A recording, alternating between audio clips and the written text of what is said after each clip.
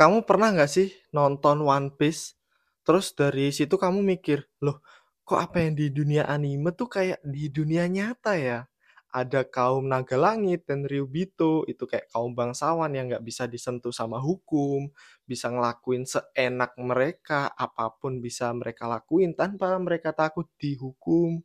Ada juga pemerintah dunia yang punya kekuatan untuk mengendalikan serta menghapus atau menghilangkan sejarah yang dianggap itu berbahaya untuk, pemerintah itu sendiri. Ada juga tokoh-tokoh jahat yang justru malah dikasih kebebasan dikasih kekuasaan, dikasih kebebasan dan perlindungan dari pemerintah.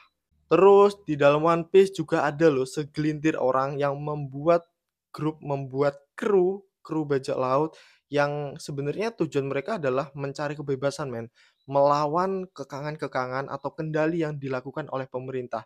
Tapi mereka malah dicap sebagai penjahat. Jadi ketika kamu makin sorotin, makin kamu cari tahu, kok kayaknya One Piece tuh bukan cuman cerita tentang bajak laut yang berlayar di lautan doang ya, tapi kayak cermin cermin tentang sisi gelap dunia ini. Makanya di videoku ini aku pengen nyoba bahas sebenarnya siapa sih musuh di dunia One Piece? Apa sih yang mereka sembunyikan dari dunia dan kenapa kok bisa rasanya tuh deket banget sama dunia kita saat ini? Tonton sampai selesai karena dari sini kamu tahu jawabannya.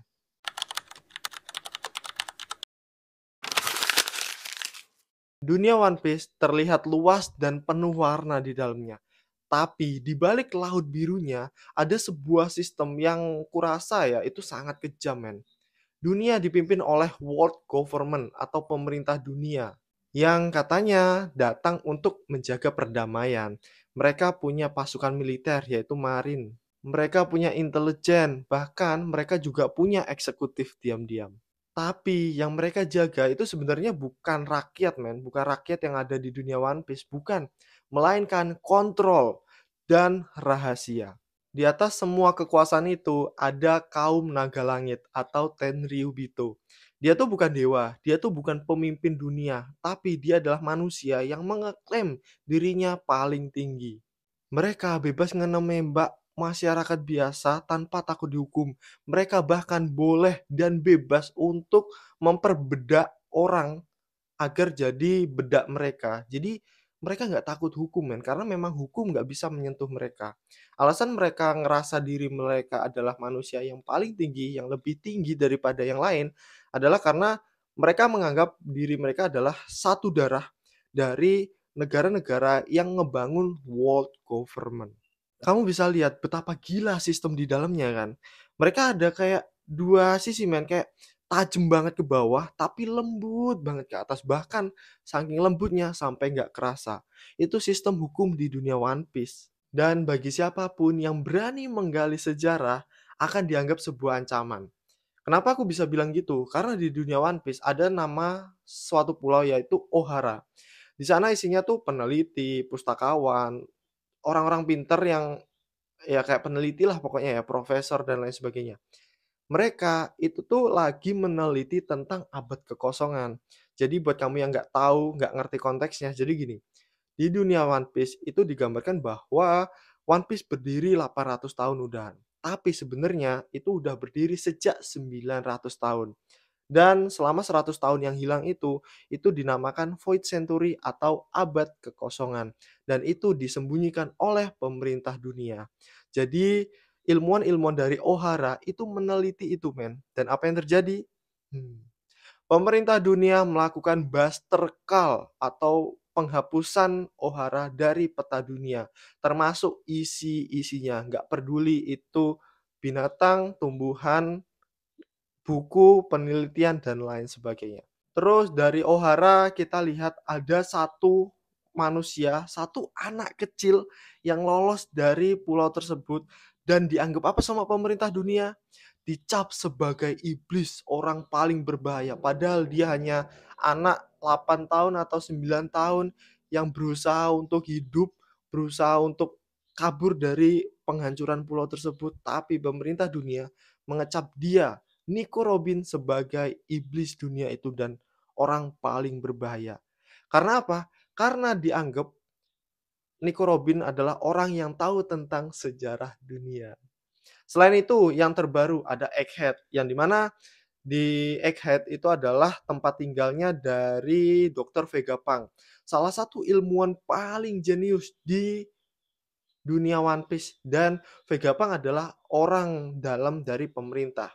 Jadi, orang dalam pemerintah itu bisa ngebikin senjata untuk pemerintah, bisa ngebuat mata-mata untuk pemerintah, punya banyak peran di dalam pemerintah. Tapi akhirnya Egghead dan Vegapunk juga dihilangkan dari One Piece, men. Kenapa? Karena Vegapunk mulai tertarik dan meneliti tentang Void Century atau abad kekosongan. Vegapunk ingin memberitahukan kepada semua masyarakat bahwa banyak loh sejarah yang disembunyikan sama pemerintah dunia. Dia pengen memberitahu tentang kebenaran yang terjadi di dunia One Piece, tentang kebenaran abad kekosongan 100 tahun yang dihilangkan ini, tentang kebenaran apa yang akan terjadi di dunia One Piece ke depannya. Karena ketika Vegapunk akhirnya dihilangkan, ada rekaman yang gimana ya, ada rekaman otomatis yang di-share ke seluruh dunia. Salah satunya isinya adalah ngasih tahu bahwa ada kebohongan-kebohongan yang dilakukan pemerintah dunia, terus bahwa pulau-pulau di dunia One Piece itu akan lenyap, bahwa ada satu pemimpin mutlak di dunia ini yang mengendalikan semuanya. Itu dikasih tahu, dan apa yang terjadi? Pemerintah dunia kelabakan dan gimana caranya menghentikan siaran tersebut. Dan ada juga Gold Roger, raja bajak laut. Dia udah sampai ke, katanya pulau terakhir adalah Lothal, yang dimana dia udah dapet One Piece, rahasia atau harta karun One Piece. Yang dimana ketika dia setelah dapat itu, dia ditangkap dan ingin dihilangkan. Ketika ada momen sebelum dia dihilangkan ya, dia bilang ke masyarakat, ke yang nonton, ke berita bahwa, "Hei, aku meninggalkan semua hartaku di sana dan One Piece itu benar adanya." Setelah itu baru rombongan bajak laut berlomba-lomba ke lautan dan mencari One Piece. Dari situlah salah satu simbol perlawanan dimulai. Bukan karena mereka jahat, tapi mereka menolak untuk tunduk. Tunduk kepada siapa? Tunduk kepada sistem pemerintahan yang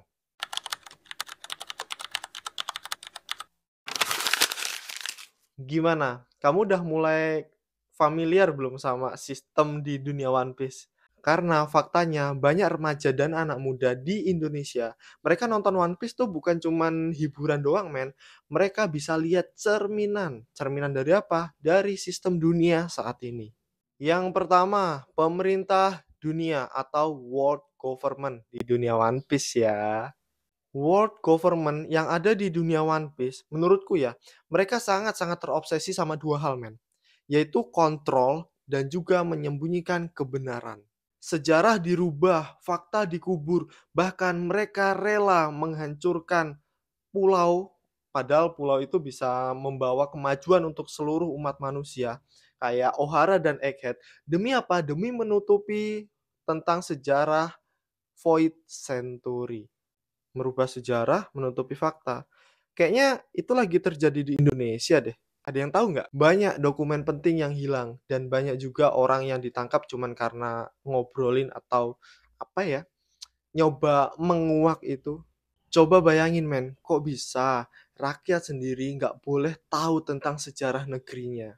Yang kedua, ada Tenryubito, elit, bangsawan, dan keturunan penguasa. Tenryubito bisa melakukan apapun di dunia One Piece tanpa mereka takut dihukum. Mereka bisa menyiksa people, mereka bisa ngambil orang untuk dijadikan bedak. Mereka bisa ngelakuin apapun di dunia One Piece tanpa mereka takut untuk dihukum. Dan ketika ada orang yang berani melawan mereka, maka orang itu yang dihukum sama pemerintah.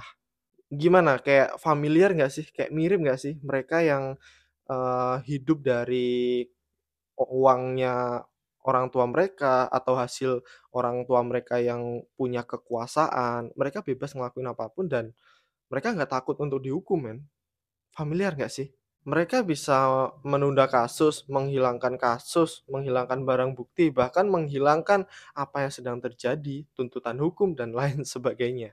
Yang ketiga, ada Shichibukai. Itu adalah penjahat yang dilegalkan. Di One Piece mereka membuat sistem Shichibukai, men. Itu ada berapa ya? 10 atau berapa itu? Apa 7 cuman.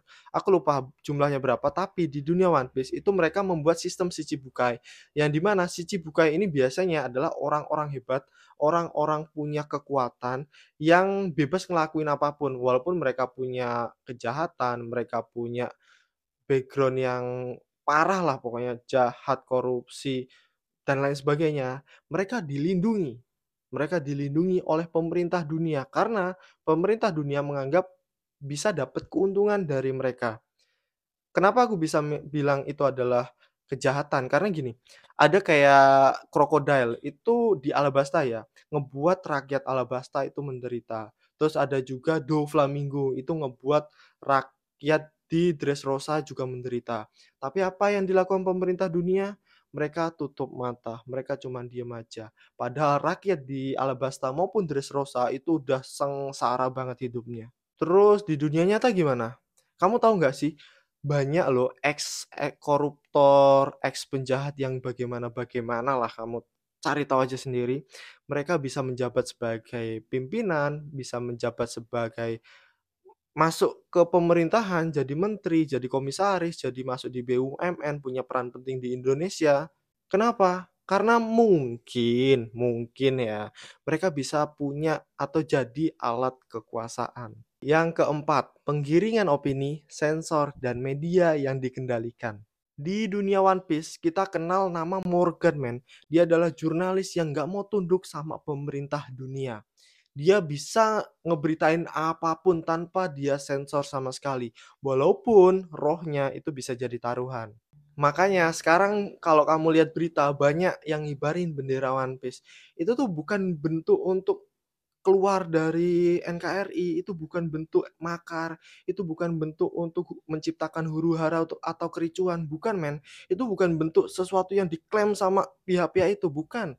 Itu adalah simbol kritik, simbol perlawanan secara damai, tanpa harus demo, tanpa harus bakar ban. Itu adalah simbol orang-orang yang mengkritik tentang pemerintahan saat ini, yang sistemnya ngelindungin koruptor, keadilan nggak ada buat rakyat kecil, itu perlawanan, itu kritik, men. Kritik secara damai. Kalau kritik itu aja di jangan jangan-jangan untuk yang lebih besar juga wah.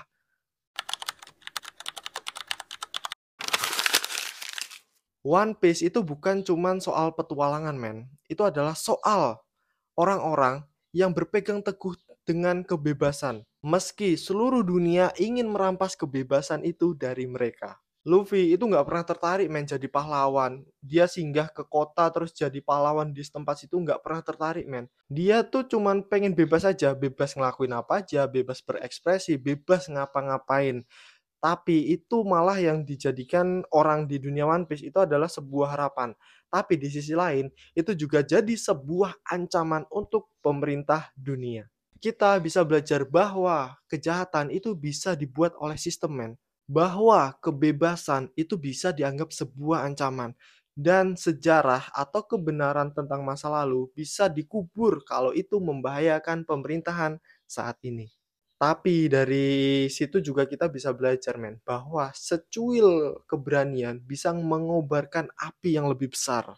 Bahwa suara satu orang bisa membangunkan ribuan orang, kayak yang dilakuin Gold Roger sebelum dia dihilangkan rohnya. Jolly Rogers di dunia One Piece itu adalah lambang bahwa kita nggak mau tunduk men sama ketidakadilan, sama sistem yang busuk, yang buruk.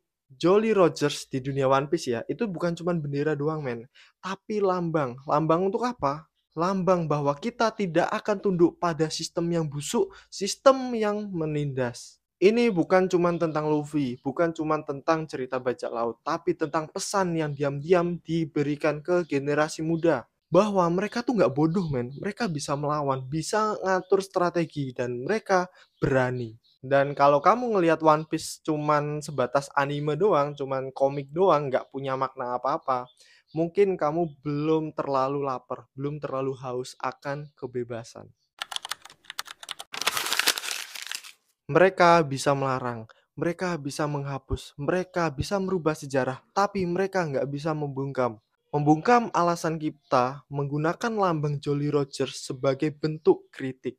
Karena selama masih ada ketidakadilan, selama masih ada kebusukan yang ditutup secara rapi dan legal, selama masih ada yang dihilangkan, padahal dia mencoba untuk memberikan atau mengasih tahu tentang kebenaran, maka akan selalu ada orang biasa yang melawan.